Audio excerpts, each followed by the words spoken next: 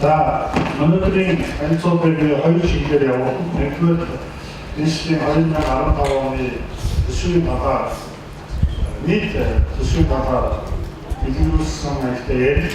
Дараа нь дөрөв орохын талаар ярина. За үүнийг хэлэх өмнө Улаанбаатар хотын хөтөлбөрийн зүгээс төсвийн нийт хот байдлыг хамт чиглэлээр явуулж байгаа ажлаа ярих гэж бодож байна.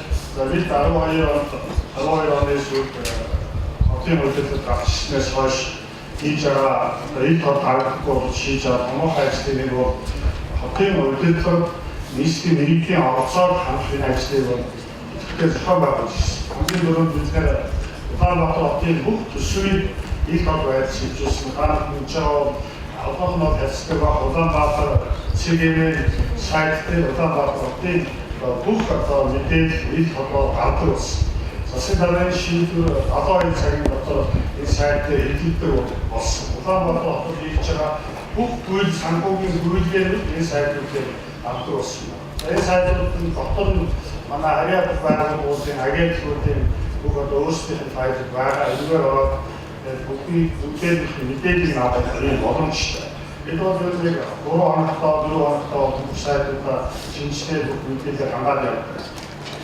За танах хийж байгаа төсвийн шинэ хуулиар 13 оноос эхлээд орон нутгийн хөгжлийн сан гэж шинэ сан бий болсон.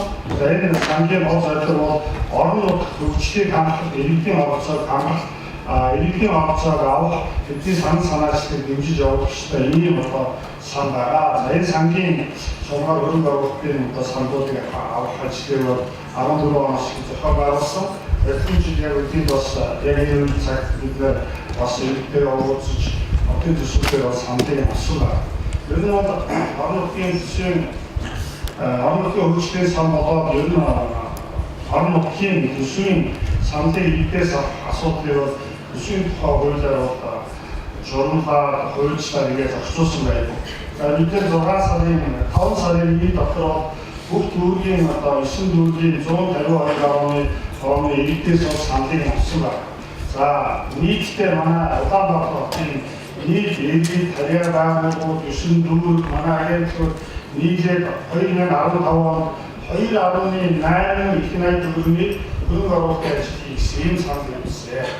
2.8 их найдвар. За одоо энэ жил манай хөрөнгө оруулалтын хэмжээ 212 тэрбум төгрөг. Өөрөөр хэлбэл 14 дахин ийм баг одоо хөрөнгө мэддэг байна. Энийг одоо салбарч яах энэ ажлыг бол одоо 6 сараас хойш тусаа заргүй хийгээд ингээ өнөөдөр одоо бид иргэдийн төлөөлөгчдийн хуралдаа өргөн байр хуулийг болж байгаамаа. За орон нутгийн хөгжлийн сан 89 тэрбум төгрөгийн ажил хийж 9 дүүргийн 152 хороноос санал хийсэн байна. За энэ жилийн үед ноёлын жилийн үед бол 48 тэрбум төгрөг орон нутгийн хөгжлийн сан болчихсон. За энэ жил бол 38 тэрбум төгрөг болчихсон байгаа. За ингээд энэ санхүүгийн талаар бол дараа дэлгэрэнгүй танилцуулна. За ингээд 2015 оны төсвийн шинэ танилцуулгад орын таалтын нэгдсэндээ нөө за ингээд танилцуулъя. Энэ жилийн үед бол Улаанбаатар хотын төсөвт онцлог зүйлүүд гарсан. Тэр үгээр таалагдсан байгаа засгийн сангийн яваад өчигдөр маргаан тэнцвэртэй ороод үйлсээр ингээд одоо үндсэндээ анхныхаа гараагаа босож ирсэн. Тэгэхээр бид хоёр хот дээр юу нэмсэн гэхээр оюутан сурагч цагдаа хамт насны хөгжлийн бишэлтэй эдийн нийтийн хэмжээний хэрэгслийн хөнгөлтийн зардагч 53.1 тэрбум төгрөг хотод одоо ачаар болж нэмж авч ирсэн байна.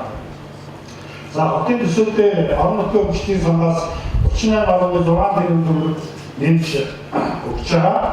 За ихэнх сайтуудын багцаас өөрөлдөг бол боловсролын сайт, эрүүл мэндийн сайт, соёл аяжуулалтын яамны сайтын багцаас 283.1 тэрбум төгрөг тусгай шилжүүлэх гэж ярьдаг. Энэ бол эдгээр салбаруудад ажиллаж байгаа ажилтны албан ажлын салхи эдгээр урсан зардлууд байна. За гадаадын хөрөнгө оруулалтаа зээл тусламжийн хөрөнгөөр хэрэгжиж байгаа 2.8 тэрбум төгрөгийн хөрөнгө оруулалтын ажил шилжиж ирж байгаа. Энэ жилийн төсвийн онцлог бол ийм. За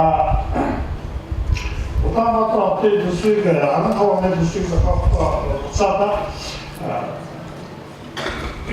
манай төсвийг 499.5 тэрбум төгрөгөөр авчихсан байдаг. Оны 9 сарын 15. За одоо бол яг тэр хэмжээгээр байгаа. Тэгэхээр 53.1 тэрбум тоо нэмэгдэж орж ирсэн. Энэ тоо яагаад бий болсон гэхээр манай хотын төсвөөс улсын төсөв 41 тэрбум төгрөгийг төлөвлөх ёстой байдаг. Тэр төлөвлөхийгээ болоод энэ одоо 53.1-ээр таамаг энэ задлыг авах гэдэг. Харин энэ хоёрын зөв 12 тэрбум төгрөгийг хотын төсвөөс авч үзсэн байдлаар ингээд одоо төсөв бол авчихсан. Энд бол одоо хуучин одоо боломжтой хэмжээнд төсөв авах гэдэг одоо шатлаараа тэмцэлсэн. Тэр одоо үдээж авчаа гэсэн бол юм байна. Зааш.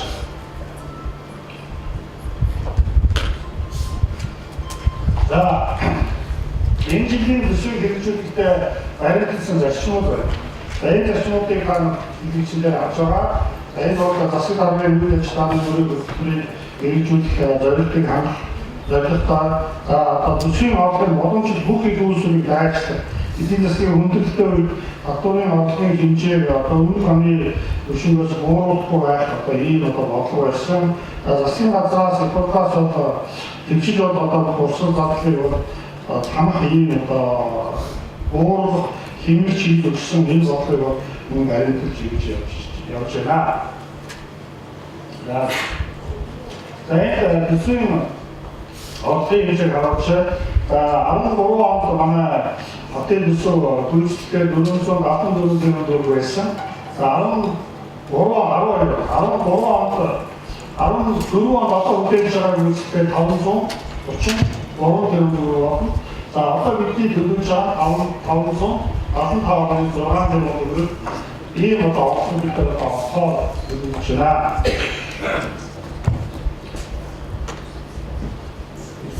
За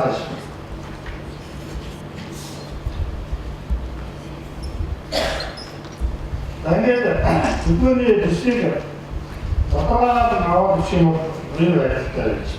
Өөрөөр хэлбэл нийт орлого 575.6 дүүргүүдийн үүн дотроо хотын шуудлын орлого гэж байна. Тэр нь бол одоо 457.